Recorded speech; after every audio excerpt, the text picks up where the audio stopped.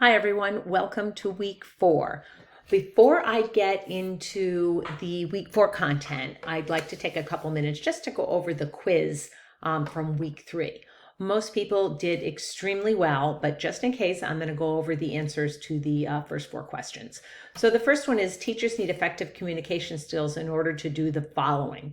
I think everybody got this at least part of the way right, but it really is all 4. So trusting relationships, understanding children's needs, being able to have people understand your expectations, and also to model effective communication skills are all really important. So it was all 4 for question 1. Question 2, to help children listen more effectively, teachers should do the following. Provide eye contact at eye level, so get down on the child's level. Slow down, something I need to work on, and stick to the point. So instead of talking around something, go directly to what it is you need to talk about and make sure that you slow down so there's a chance for children to understand your language.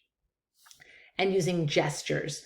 Not everyone learns as well auditorily. Some kids learn best kinesthetically. They need to do the motions.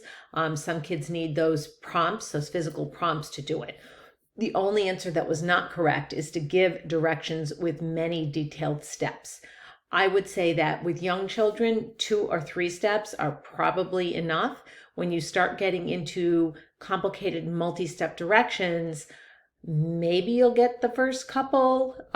If you've ever sent a child like in the house to say, go upstairs, put your shoes on, comb your hair, and brush your teeth, and they come downstairs and they have no shoes on, but they brush their teeth, that's what I mean. There's only so many steps that you can give a young child and have them be able to do it.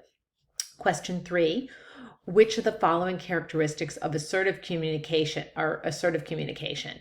So, and assertive communication, obviously you all did the Google form and you did this quiz, so I think you all have a pretty good background in assertive communication. And assertive communication really can be very positive. You need to be flexible. You have to listen and adapt to what's going on. Being optimistic, being positive, that is so helpful. And also being empathetic, being caring, and trying to understand where the other person or people are coming from. And then finally, which of the following are important components of creating classroom rules with young children?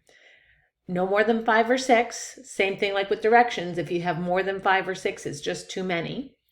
They clearly need to state what children should do. And your other assignment really got into that. We shouldn't be talking about, be quiet, sit down, don't run. What should they do? They should use their inside voices. They should use their walking feet.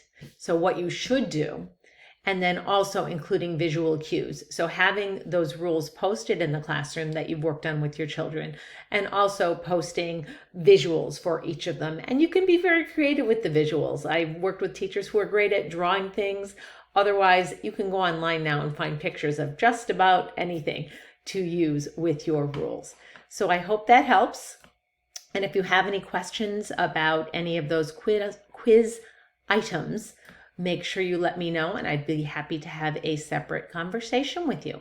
So now I'm going to jump into week 4. Week 4, you are going to be looking at positive and negative behaviors. And we're going to have you read chapter 9, the fundamental causes of positive and negative behavior in your text. And then you have some videos to watch. There are some TED Talks, some information about technology. So I believe there are 5 videos for you to watch, and they are all relatively brief. I hope you enjoy them and get a lot out of them. That being said, if there's ever a video that you have come across that you think would be a wonderful resource for a future course, drop me an email and I'd be glad to consider adding it to the course the next time I teach it. Our discussion this week is going to be to define what temperament is.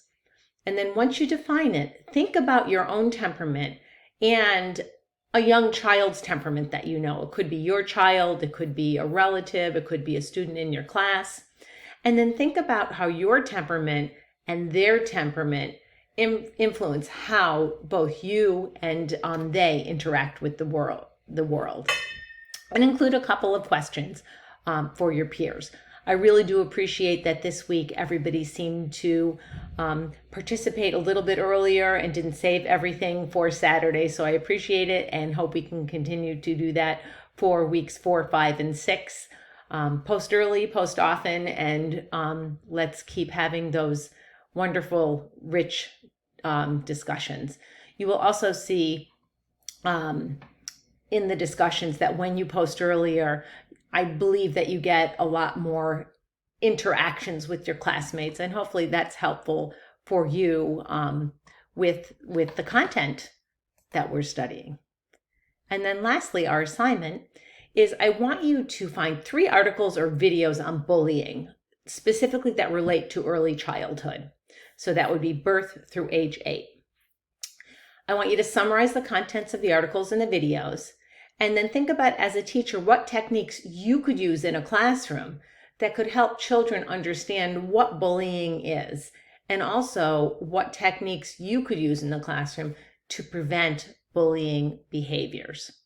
So you can write a paper or you can do a presentation with a voiceover.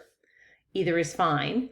If you use APA format regardless, so make sure that if you do a presentation, either your last slide has your references and you can verbally do in-text citations, or you can note them on slides, or you can submit your resources in a separate Word document if that's easier if you do a presentation, depending on how you do your presentation.